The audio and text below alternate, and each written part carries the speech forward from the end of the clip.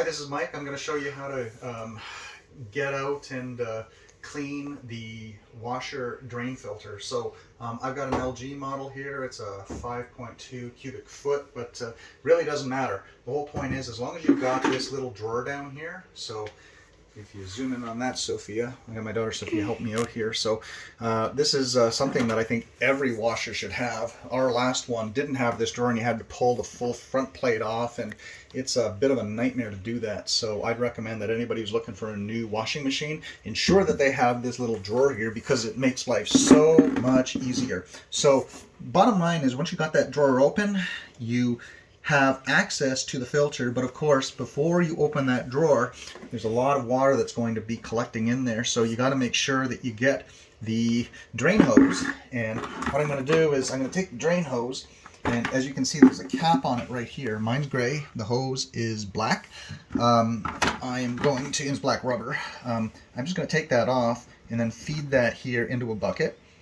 And if I can get this off without spilling the water everywhere, that's the whole trick, right? So I'm going to get that off, and here we go. See, water's coming out, and we're just going to wait for that to drain and try and position it downward so that gravity kind of does the work for us. And I'm going to move my hand over here, and it's going to probably get in the way of the camera, but it's hopefully going to speed things up, because I like videos to be quick, and we're going to do this as quickly as possible so that you can get on with your day and hopefully get on to the next step here. So it's draining, it's draining, it's draining. It'll take a little while. There's a fair amount of water that these things collect. And yeah, once it subsides, then we'll move on to the next step. Why don't you move the camera over a little bit so that we can see it a little bit better. Here, slide on in here just so you can see how much water's draining. And of course you want to put it in the downward position, like I said. It takes a little bit of time, but just have to be patient. It's going, going, going.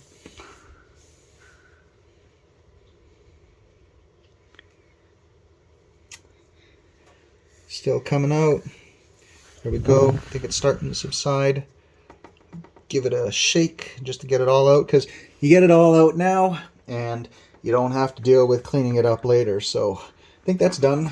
I'm just going to hold it upwards, and while I'm getting ready, so if you showing the bucket there how much water we collected. So wow, this is probably about say a half a liter of water by looking at actually it is a liter right in there. So give you an idea of how much actually sits around in the washing machine after you're done. So I'll cap it off. This just slides on back in here. There's a little cap that you slide it into. I shouldn't say cap, a little clip that you slide it into there. And I'm going to move the water out of the way so that we don't spill. And then all you need to do is give this a rotate. And what'll happen is this thing, I'm going to grab a cloth, because here, watch out.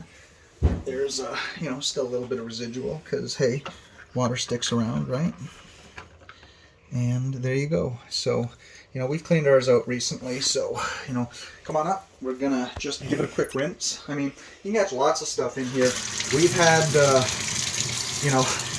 lint. We even had a little face cloth stuck in here once. So if you wind up having that, you ain't gonna have an easy time of draining. So we had a sewing needle that got stuck in here once, which is the whole point of this, because if it gets stuck in here, it's not going down into your drains. So it's a good idea to clean this out, because it does its job, but once it does its job, it's going to prevent the water from coming out. And I know that there are different codes that you can get, so it'll prevent you from having a water buildup and maybe not draining out of your washing machine. So there's a little bit of sediment buildup in here. I'm going to just clean that out quickly before I wind up sliding it on back in. I mean, you can be as thorough as you like here, but yeah, I think I'm good. And then I usually just go in here with a cloth, just wipe it on up. If you slide on back, Sophia, I'm going to put my head in there quick just to make sure, and try and clean that out as best as I can. And then once that's all done, you can see that the tray faces this way. This is the bottom side. And if you try to put it in upside down, it ain't gonna work because it's slotted. So there's a little ridge right here that it'll align with. So even if you do it, you know, without looking, you spin it around, slide it in, and then give it a twist. Once it locks, you're good to go. Give that a wipe, and you are good to go. If you spilled any water, just watch out for that, and you're good to go. So hope this helps, and yeah, hope this, as I said, helps. I'm repeating myself. Take care. Bye.